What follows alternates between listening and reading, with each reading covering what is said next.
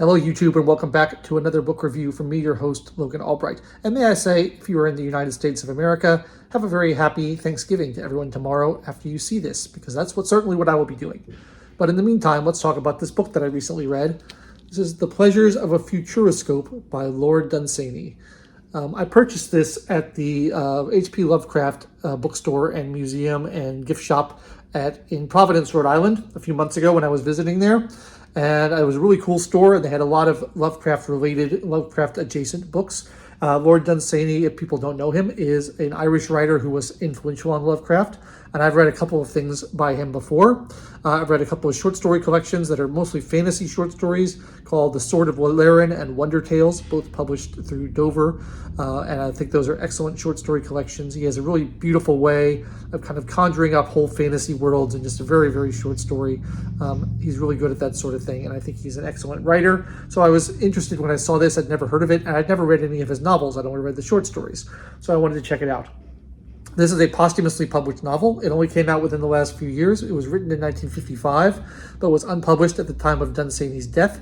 And it has been edited and published by S.T. Joshi, who is someone I know from his association, was an editor of Lovecraft's work and a promoter of his work and his universe, and other authors who were kind of in his milieu.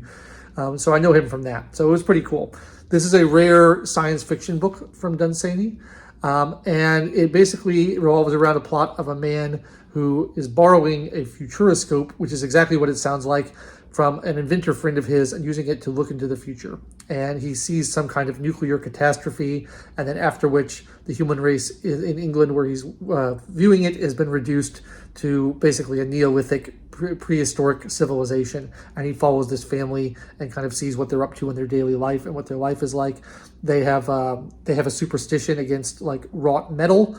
They believe that metal was brought about the end times, and so whenever they find a remnant of like an axe head or something in the ground, they want to bury it and get rid of it. They don't want to use it. They only use flint, knives, and axes and things like that, things made of stone, because they believe that metal is no good and bad, and that's interesting. Now, at first glance, this novel is pretty boring.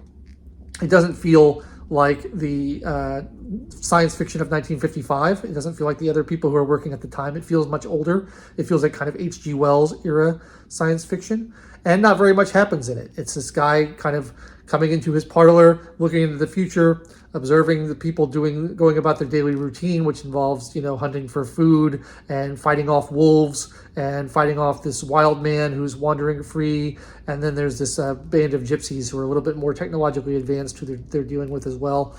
But very little happens in it. And it's like he's constantly interrupting himself to like, oh, I have to go off and pay some bills or do my chores or clean my house or whatever it is. And then he comes back and watches again.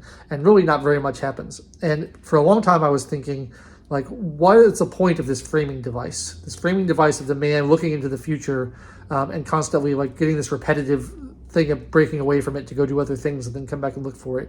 And I've mentioned before in other videos, I think framing devices have a tendency to be fairly pointless. Why don't you just tell the story you want to tell instead of putting a framing device around it? And in this case, I was thinking you could easily tell a science fiction story set either in the past or in the post-apocalyptic future about these characters and dispense with the narrator altogether, who seems to be just kind of superfluous. So my initial view of the book was not particularly positive, and it didn't kind of live up to my expectations of Dunsany as a writer based on the short stories I had read of him in the past. But the more I thought about it, the more I think it's actually deeper and more philosophical than I initially thought. I think he's making some interesting points kind of about civilization and technology and the trade-offs of a more civilized age and some of the good and the bad that go together. So, for example, the narrator, the man who has the futuroscope, seems to live a very boring and pointless and unfulfilled life. He doesn't have anything to do all day. He just talks about kind of the mundanity of paying his bills and dealing with the guy who comes by to check to make sure his license is correct for his television, and doing stuff around the pottering around the house, doing nothing of any real importance. And he gets the thrill through this entertainment device of looking into the future and seeing these people. And their lives are much more dangerous and much more full of hardship than his, but he seems to find that kind of more rewarding and more fulfilling than his own life. And they seem to, not have any crisis of meaning either. They know what their meaning is. Their meaning is to stay alive and to keep fed and to keep warm. And so there's a little bit of a, reflection on sort of the I think it's still relevant today, the kind of crisis of meaning people have when their lives are too easy. There's a little bit of something there. There's clearly a comment on, technological development being a double-edged sword. It gives us easy lives, but then it can create things like the nuclear bomb and create a lot of, death and devastation and destruction. Bad things happen. There seems to be a comment about that. I was interested particularly in the superstition surrounding iron and metal, because as my studies of kind of folklore and occultism and stuff, it's very the superstitions surrounding iron are very common, and I'm sure Dunsany knew about this, that iron is considered to be a disruptor of like magical beings. Like if you want to keep away evil spirits or fairies or curses or anything like that, you put up a horseshoe above your door. That's where, or you stick a nail in your door. Or you put a piece of iron around.